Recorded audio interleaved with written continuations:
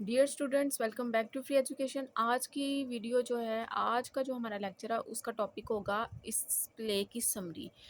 अच्छा, मैं आपको पहले ये बता दूं एक चीज़ कि आपको प्ले के ऊपर सिर्फ क्वेश्चन आएगा पेपर में, इसके अलावा कोई समरी, कोई पैराफ्रेजिंग, कोई ट्रांसलेशन नहीं आएगी। लेकिन आज की वीडियो का मकसद है कि कम से कम स्टूडेंट्स को पता हो कि ये जो उनकी बुक में प्ले यानी ड्रामा शामिल किया गया है, इसकी स्टोरी क्या है। कम से कम आप जब सवाल याद करेंगे तो आपको पता होगा कि ये कौन सा करैक्टर है, ये कौन है, आपस में इनका क्या ताल्लुक है और कहानी क्या थी। ठीक है, आज की इस वीडियो में मैं आपको आज के इस लेक्चर में द डियर डिपार्टेड, ये जो डियर डिपार्टेड लिखा है इसका मतलब है, डियर कहते हैं प्यारे को या प्यारी को, डिपार्ट का तो मतलब होता है रवाना होना, लेकिन जुमले की नवीयत के अतबार से लफ्ज़ का मतलब बदल जाता है। तो इस लिहाज से द डियर डिपार्टेड का मतलब हुआ किसी अजीज़ का इंतकाल या किसी प्यारे की मौत।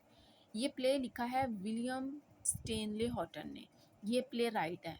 प्ले या ड्रामा लिखने वाले को प्ले राइट कहते हैं।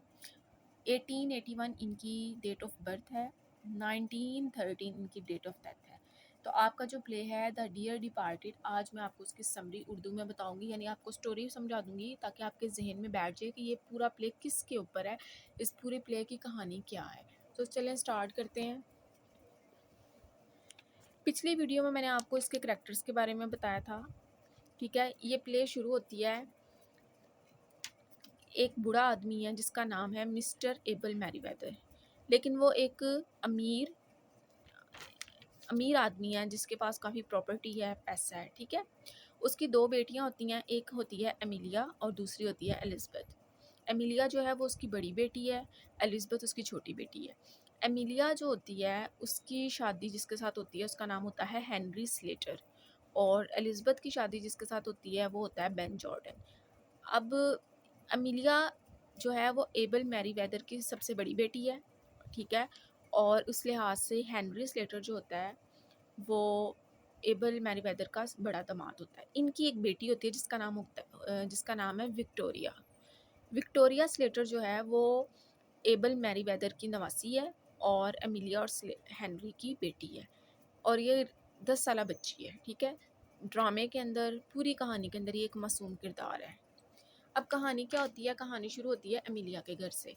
एबल मैरीवेदर जो होता है, इसकी जो बीवी होती है वो वफ़ात पा चुकी होती है, उसका इसमें ज़िक्र नहीं है कहानी के अंदर, लेकिन ये अब अकेला होता है, लेकिन एक अमीर आदमी है। ये कभी अपनी बड़ी बेटी की तरफ रहता है, कभी छोटी बेटी की तरफ, थोड़ा वक्त अपनी बड़ी बेटी की तरफ गुजारता है, थोड़ा वक्त वो अपनी छोटी बेटी एलिज़ाबेथ की तरफ गुजारता है, लेकिन ज़्यादा वो एमिलिया की तरफ रहता है।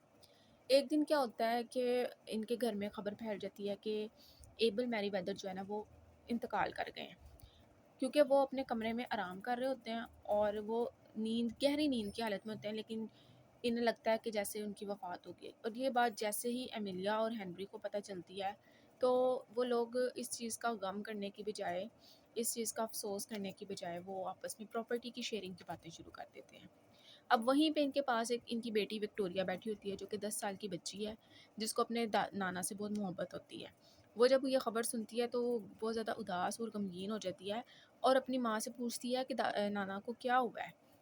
लेकिन वो दोनों जो होते हैं उनको सिर्फ अपनी जायदाद और ये चीज़ की फ़िक्र लग देती है कि हमने क्या चीज़ रखनी है और क्या नहीं। यूँ करते करते अचानक ये खबर एलिज़ाबेथ तक पहुँचती है। एलिज़ाबेथ जो होती है वो अपने हस्बैंड बेन जॉर्डन के साथ आ जाती है। अब यहाँ पे दोनों बेटियाँ और उनके जो शौहर होते हैं वो आपस में, बजाय इस चीज़ को देखने के कि उनके जो वालिद हैं एमिलिया और एलिज़ाबेथ, उनकी वफ़ात का अफ़सोस करने की बजाय आपस में प्रॉपर्टी के ऊपर डिस्कशन शुरू कर देते हैं।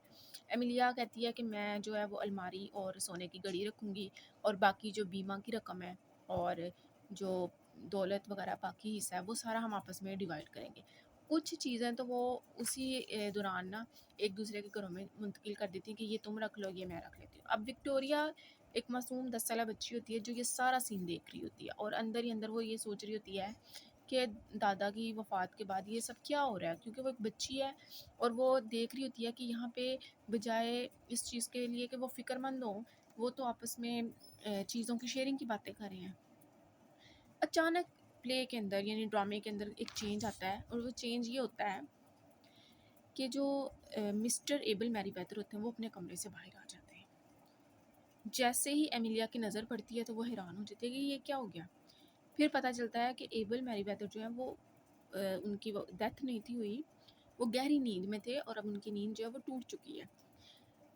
इसी दौरान वो जो बच्ची विक्टोरिया होती है, वो 10 साला बच्ची, जब उसकी नज़र पड़ती है कि उसके नाना ज़िंदा है और वो उन्हें सीढ़ियों से उतरते हुए देखती है, तो वो बहुत खुश होती है। और उसकी खुशी ये चीज़ ज़ाहिर करती है कि वो प्योर एक इनोसेंट करैक्टर है पूरी कहानी का, ठीक है? उसको अपने दादा से यानी अपने नाना से मोहब्बत थी, ना कि पैसे से, जायदाद से। यानी उसको कुछ नहीं पता कि बाकी सब कुछ क्या हो रहा है, उसने बस ये देखा कि उसके नाना जो है वो ज़िंदा है। खैर वो जब इंसान नीचे आता है, मिस्टर एबल मैरीवेदर, जब वो देखता है कि ये उसकी बेटियां जो होती हैं, उसके मरने की खबर अभी सुनकर बजाय अफसोस करने के, ये तो मेरी उसकी जायदाद जो है उसको हेर फेर करने में लग गई हैं, तो वो इंतहाई गमगीन होते हैं और ये सोचते हैं कि यानी इनको मुझसे नहीं, उसकी मतलब एबल मैरीवेदर जो होते हैं, वो जब अपनी बेटियों की इस तरह की खुदगर्जी और ठंडा और सर्द रवैया देखते हैं, तो वो समझ जाते हैं कि इनको सिर्फ मेरी जायदाद से गर्ज़ है। यानी अगर मैं मर जाऊँ तो ये इन्हें मेरे मरने से कोई नहीं, इन्हें मेरी जायदाद से गर्ज़ है। और यहाँ तक कि इन्होंने अभी इतनी जल्दी है, इनको इतनी लालच है इनके अंदर कि इन्होंने बहुत सी चीज़ें जो हैं एक दूसरे के घरों में रख भी दी हैं कि ये तुम्हारा, ये मेरा। खैर वो जब ये सब कुछ देखते हैं तो बहुत दिल बर्दाश्त होते हैं। आखिर में ये होता है कि वो फिर नीचे आकर ऐलान करते हैं और कहते हैं कि मुझे तुम लोगों के इस रवैये का पता तो लग चुका है, लेकिन अब तुम लोग चाहे जो भी कर लो, क्योंकि एमिलिया जो होती है वो लास्ट में बड़ी कोशिश करती है खुशामद करने की कि आपको मैं संभालूंगी, आप मेरे साथ रहेंगे। वो खैर वो एक उम्र रसीदा और तजुर्बाकार शख्स होता है एबल मैरीवेदर, उसे समझ आ जाती है कि ये सिर्फ लालची हैं, इन्हें सिर्फ मेरी प्रॉपर्टी, मेरे पैसे से गर्ज है, इन्हें मुझसे गर्ज नहीं है। तो खैर वो एंड पे अनाउंसमेंट करते हैं कि मैं शादी करने जा रहा हूँ। जो जैसे ही जो है मिस्टर एबल मैरीवेदर ये बात करते हैं, तो एमिलिया को शौक लगता है। वो कहती है कि वो कौन है जिससे आप शादी करने वाले हैं? तो उन्होंने बताया कि मैं जिससे शादी करने जा रहा हूँ वो है मिसेस जॉन श्रोक्स। जॉन श्रोक्स कौन है? मिसेस जॉन श्रोक्स जॉन श्रोक की बीवी है। जॉन श्रोक जो है वो मर चुका होता है, तो प्ले के अंदर इस औरत का नाम नहीं लिया गया, इसको मिसेस जॉन श्रोक कहा गया है। यानी कि जॉन श्रोक की ये बीवी है और विडो है, यानी बेवा हो चुकी है, इसका शौहर मर चुका है। ये रिंगो बेल्स जो रेस्टोरेंट है उसकी मालिका भी थी और एबल मैरीवेदर की बेस्ट फ्रेंड भी थी। तो जब वो एबल मैरीवेदर जो होता है वो अनाउंस करता है कि मेरी उसने बहुत केयर की, मेरा ख्याल रखा बिना किसी लालच के, बिना किसी खुदगर्जी के, मफाद परस्ती के, तो मैं शादी करने जा रहा हूँ और मैं बिल्कुल ठीक हूँ, मैं सेहतमंद हूँ और जब तक मैं ज़िंदा हूँ मैं अपनी प्रॉपर्टी को खुद लुक आफ्टर करूँगा। और अब इस टाइम जिसने मेरी केयर की, जो वाकई ही इस प्रॉपर्टी की हकदार है, मैं ये प्रॉपर्टी उसके नाम लगाऊंगा।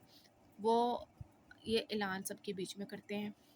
उनकी दोनों बेटियां एमिलिया और एलिज़ाबेथ बहुत ज़्यादा शर्मिंदा होती हैं और उनको अपनी जो जायदाद की उम्मीद होती है वो ख़त्म होती नज़र आ रही होती है। जबकि दूसरी तरफ एक बच्ची विक्टोरिया, वो खुश हो रही होती है कि उसके नाना ज़िंदा हैं, ठीक है? उसकी खुशी ये साबित करती है कि दौलत और पैसा मायने नहीं रखता, ठीक है? सादगी और मासूमियत। फिर एंड पे वो ये अपनी अनाउंसमेंट करके ये बात बता देते हैं कि वो कोर्ट मैरिज करेंगे, मतलब। तो वो इस तरह फिर फ्लिप जो है एक क्या कहते हैं, फ़िलिप नामी शख्स होता है, उसके चर्च में जाके वो आपस में वो जो है वो शादी कर लेते हैं। तो एंड पे फिर जो ये जॉन श्रोक्स होती है, मिसेस जॉन श्रोक्स, ये उनकी बीवी बन जाती है। तो वो अपनी वसीयत को भी बदल लेते हैं, अपनी इंश्योरेंस का जो भी काम होता है वो भी सारा चेंज कर लेते हैं और जितनी प्रॉपर्टी होती है वो सारी मिसेस जॉन श्रोक्स के नाम लगा देते हैं। तो ये थी कहानी। उम्मीद करती हूँ कि आपको समझ आ गई होगी और इस कहानी का एंड ये है, इसका थीम ये निकला है कि जो मिसेस जॉन श्रोक्स हैं वो हकीकी मोहब्बत और एहतराम की अलामत हैं, जबकि जो एबल मैरीवेदर है, उसकी जो बेटियां हैं दो, एलिज़ाबेथ और एमिलिया, वो लालची और खुदगर्ज हैं, ठीक है? और इसके बाद जब वो ऐलान करते हैं शादी का, तो एबल जो होता है, एबल मैरीवेदर, अपनी बेटियों को ये सबक देते हैं कि विरासत पर हक जताने से पहले वालिदैन की इज़्ज़त और मोहब्बत ज़रूरी है। सो एंड पे जो उनकी प्रॉपर्टी की असल हकदार होती है वो मिसेस जॉन श्रोक्स बनती है और विक्टोरिया जो है वो सिंप्लिसिटी को, इनोसेंट को, प्योरिटी को सिंबलाइज करती है। सो ये थी कहानी। उम्मीद करती हूँ आपको समझ आई होगी। So stay connected and stay blessed.